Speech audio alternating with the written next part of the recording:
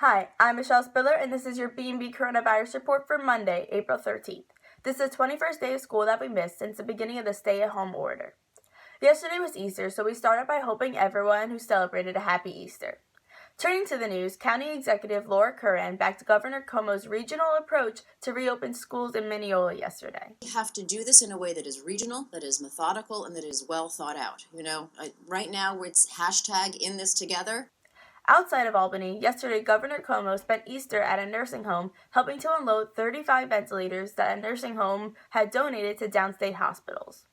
Governor Cuomo commended the nursing homes for their generosity and community spirit. Incredibly beautiful, generous gesture.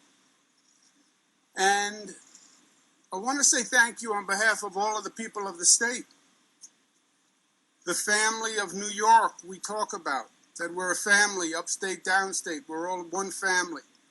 And that family is there to support one another. And I want to say thank you on that behalf.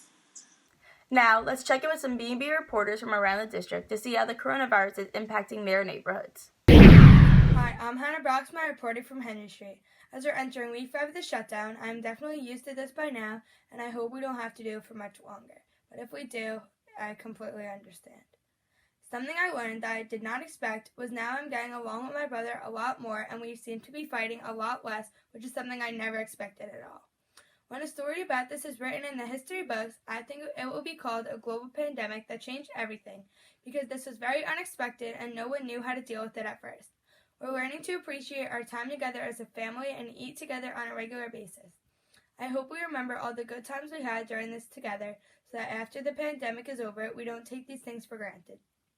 I hope everybody had a happy and healthy holiday. So from BMB, I'm Hannah Broxmeyer.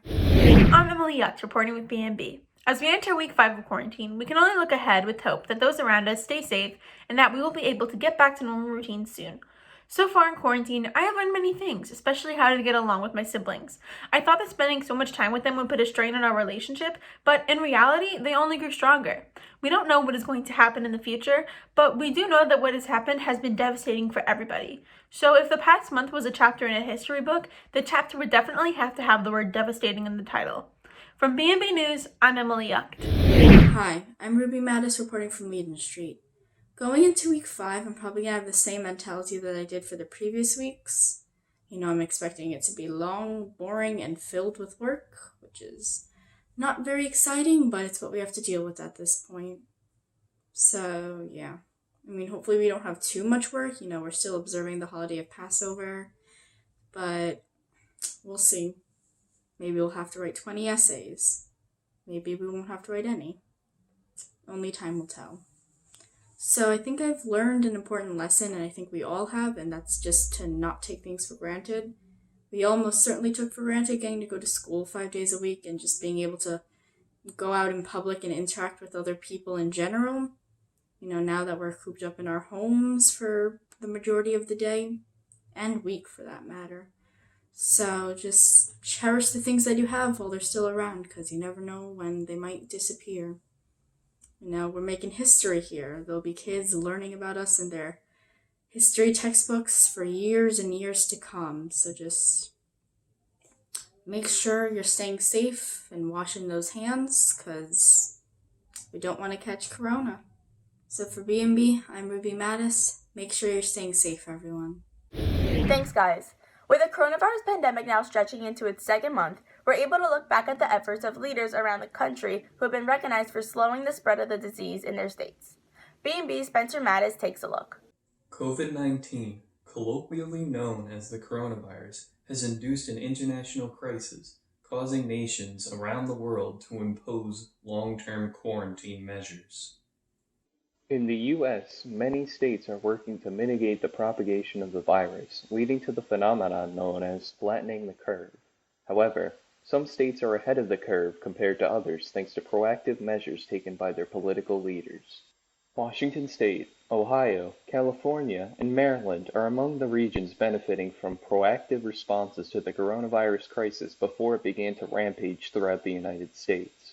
After an early outbreak in a Seattle area nursing home, Governor Jay Inslee led an initiative to close restaurants and bars. Now, cases have decreased so rapidly that the state is returning hospital ventilators to the nation's reservoir.